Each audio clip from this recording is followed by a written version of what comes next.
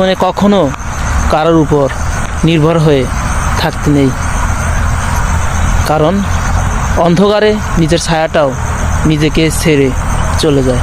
পৃথিবীতে আমরা একমাত্র জাতি বা আমরা বাঙালি জাতি যারা আছি তারা একটু বেশি নেগেটিভিটি করতে পছন্দ করি। আমরা একে অন্যের সবসময় সমালোচনায় ব্যস্ত থাকি।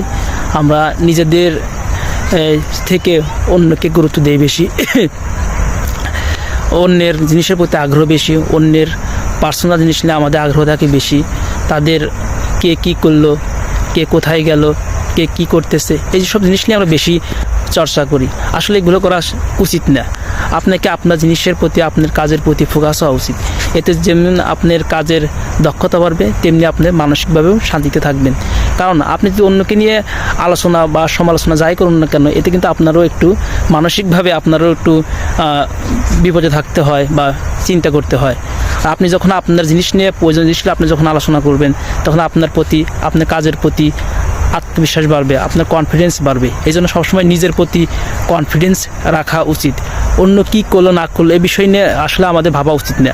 আমরা সবসময় আমাদের নিয়ে, আমাদের পরিবার নিয়ে, আমাদের ফ্যামিলি নিয়ে, আমাদের আশেপাশে মানুষকে যাতে ভালো রাখতে পারি, তাদের যেন সুখে রাখতে পারি, এসব জিনিস নিয়ে আমাদের ভাবা উচিত, এইসব জিনিস নিয়ে আমাদের কাজ করা উচিত।